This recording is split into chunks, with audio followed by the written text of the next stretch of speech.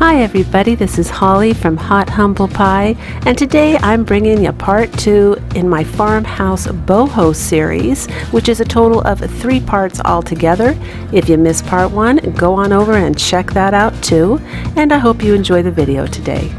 And if you're new to my channel, I would love it if you hit that subscribe button and the notification bell. DIY number 1. When I googled boho candle, these are the images that came up online, and they're really distinct, the shape if you look at the tops and the bottoms. So when I stumbled on this little guy at the Goodwill 50% off day, I knew I had found something really special. So here's that 50-cent paint from Home Depot. I mentioned it in a lot of other videos for those of you that are new. It is 8 ounces for 50 cents. It's sample paints that people get and they don't like, so they leave it behind, and Home Depot sells them for 50 cents. And they tend to be really good quality paints that include primers, so make sure when you're out and about, I know some states are opening up, that you go ahead and check that out and see if you can find some, because it's a really good deal. Just to give you a comparison, apple barrel paint is 2 ounces for 50 cents, so if you do the math, you can't beat it.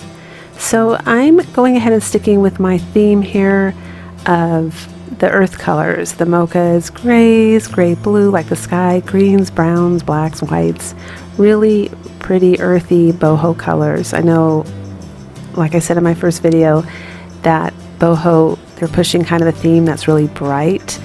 You can do that as well, which is pretty, but I'm going for more of a neutral boho. I think this is like the traditional bohemian, because I know bohemian kind of came out in the 1990s, at least as far back as I can remember. I know someone actually asked on the thread, what is boho? And I had to laugh, because to me, boho is when India meets Native American meets 1960s hippie America. I mean, and then has a Western twist. That's Farmhouse Boho. And so here we're using the gray and the burnt umber. Now, you don't have to use these exact colors. I'm just giving you inspiration here, and this is my theme. And that gray, like I discussed in the first video, tends to be more of a blue when it has a lot of blue in it. So when you paint it, it looks more like blue to me than gray. I guess it depends what the background is. And here I'm just going to dry brush it on here and there and give it some blue accents.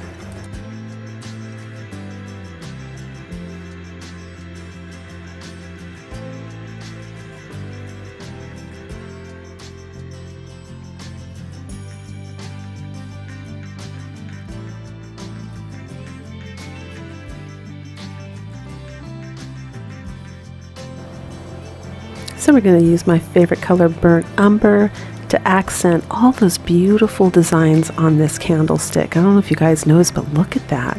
It is absolutely beautiful. And again, there's those little beads at the bottom, which are like those little farmhouse wooden beads. And I know immediately when I see those that I do have to put shadows under them and try to make them pop, because those beads are such a classic look.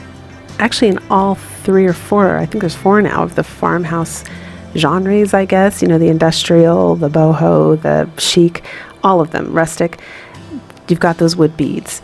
They even go off, I think, in non-farmhouse decor now. So all of the accents that I'm doing, I'm purposely doing it kind of not perfect.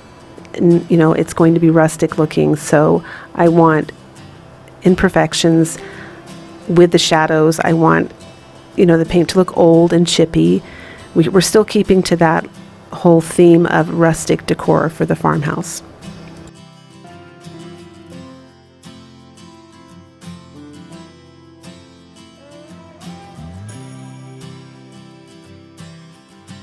And so when I get up to more of the intricate designs here, I'm looking for inspiration. Like I said, it's India meets Native American, you know, with the macrame wall hangings and the hippie America. But with this candle, I think I want it to go more in the direction of like from India. So I'm looking to accent certain specific designs to mimic this. And so I'm purposely going to try and subdue the things that I don't think match that as well, and highlight the ones that I think do. So I know a lot of we crafters out there really enjoy watching people paint, like Bob Ross. I love Bob Ross.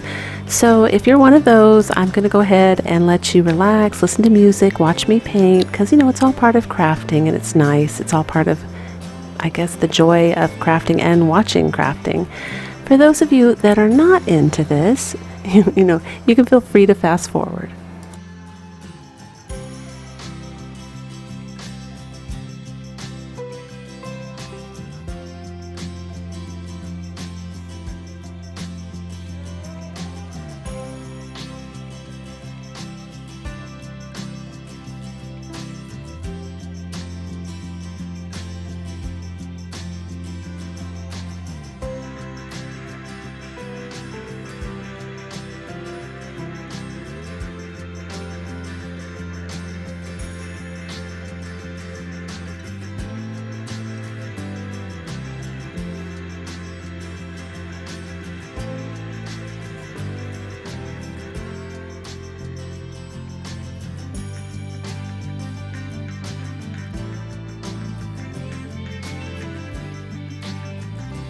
Keeping in line with that rustic theme, I'm going to go ahead and take the gray blue and dry brush just a little bit over the burnt umber here and there so that, we stay in line with things looking old and farmhouse-ish. I don't know if that's the word, farmhouse-ish, but we want to stay in that theme for sure.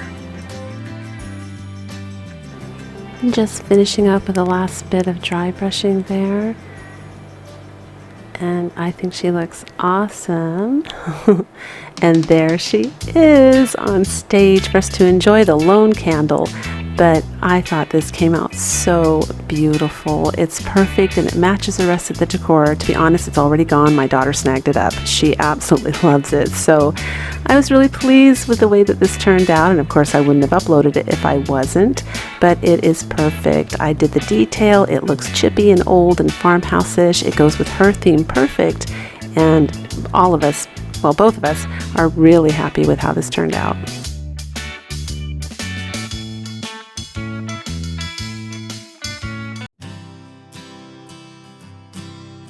DIY number 2. For this DIY, you're going to need 2 packages of Dollar Tree paper towels, but they can be paper towels from anywhere. It's just mine were from the Dollar Tree. And I take some sheets out. I think there was approximately 5 or 6 each time, and I start rolling them up, and you can see I have a bottle of water, so I'm spraying it with water as I'm going, and I just keep twisting and twisting and twisting. And then I'm going to begin to twist that into a spiral, and you're going to see what we end up with.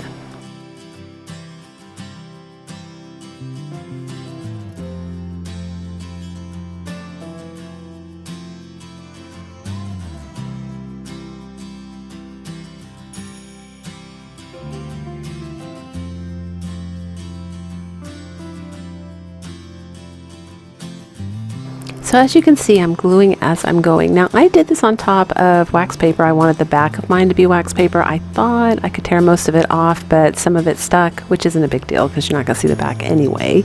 But if I had to do it again, and I will be doing it again because it turned out that good, I'm going to do it on top of like a sheet of linoleum or a cookie tray, depending on how big it is. And something that for sure the hot glue will just peel right off of. But for some reason, I thought the hot glue would not stick to the wax paper. I don't know what I was thinking. Still came out fantastic, but don't use wax paper. That's my advice. If you want the back to be free and clear, find a shiny surface where you know for sure the hot glue will just peel right off. Even a silicone like craft pad, if you have one of those, anything shiny.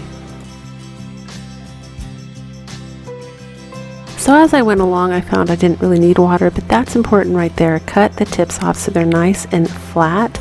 And you do that on both ends, and you kind of squish them together, and the seam becomes invisible at that point. And then when I start package number 2, I get a pleasant surprise because I ran out of the Dollar Tree paper towels. I only had a package and a half, but if I'd had 2, I would have had enough. So that's why I said 2. But I have to start another paper towel brand, and it turns out, even though it looks white in the package, to be gray. So I was so excited about that. And so there I am using that blue. It's supposed to be gray, but I think it's more like blue, to paint the center. I want a perfect circle in the center. I'm sure you guys can see where I'm heading with this. We are going for the boho wall hanging. And there I am taking the back off. Then I use water-based polyacrylic and gloss and Mod Podge, and I mix it 50-50, and I saturate this in that mix.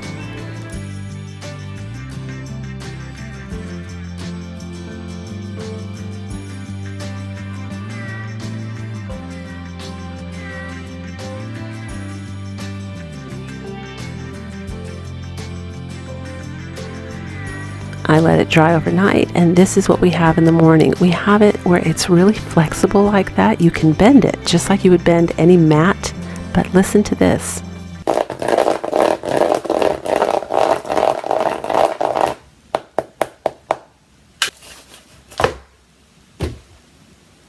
It is literally like a wicker basket. Feels the same, behaves the same way, just like those wicker mats you would buy. So I'm really excited because I didn't know when I embarked on this craft if it was even gonna work.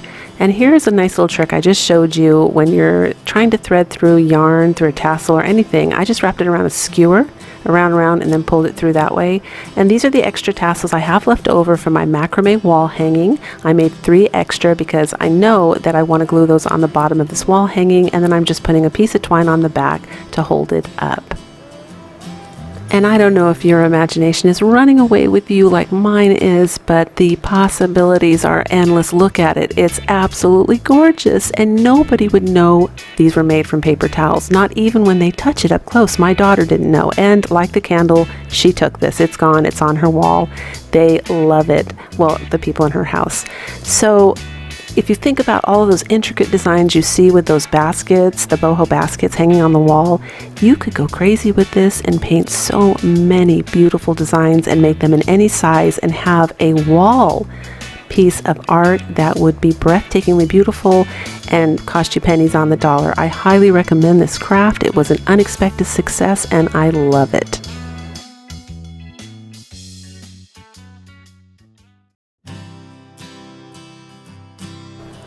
DIY number 3.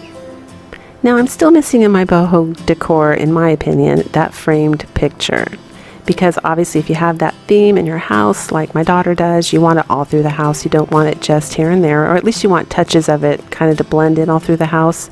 So I have an old frame here, and I have some foam board. So I've got an idea because I saw this design online, and it just resonated. I mean, I knew there was something similar I had in my house, and sure enough, I got this little placemat at the 99-cent only store, but you can find them at the Dollar Tree. I'm sure you guys have seen these. They're those fake little lace placemats, but I knew it was a perfect stencil for a boho piece. So I go ahead and I tape it onto the poster board. And I also have enough experience to know that if you paint a really light layer of white on black, you end up with that gray blue, which is really similar to the color that I've been, working with all along. So I knew I would get that. And I give up on sponge painting, by the way. I take it out and spray paint it because I realized that's going to take me forever, and it kind of kept lifting, and I thought, no, we're not going anywhere. So I want to focus on that center design because, like my inspiration picture there on the girl's hand, these are the designs that are very traditional, Bohemian, Moroccan, Indian, just right up there with that theme. So I want to focus on the center design. So I go ahead and I take my white Holly Humble chalk paint and I paint one coat to cover up the outside design. And then I take my Sharpie black pen and I'm going to start bringing out and kind of freehanding some of my own design. It's like I'm staying within the design itself, but I'm just adding and ad-libbing and just making it have character and thicker designs so that they're more pronounced and they kind of pop.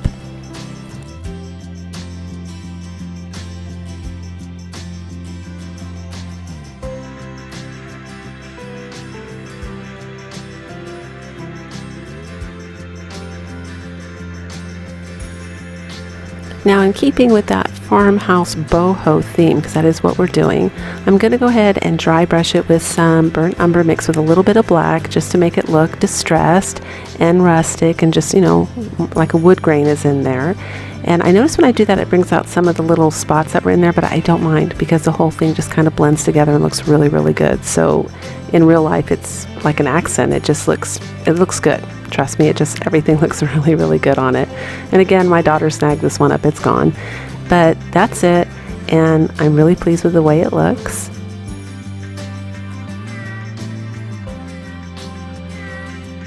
And last but not least, I know I have to dry brush some white onto the frame to make it look more farmhouse boho as well. So I'm just using white acrylic paint here. It's not chalk paint, just acrylic, and I just lightly dry brush the frame. But as I'm dry brushing, I realize that it's still missing something. So I grab my black yarn, because again, that's such a part, the whole macrame, beads, candles, everything is just such a part of bohemian boho flair. So I just feel like this little piece needs something else besides, you know how with farmhouse we add bows?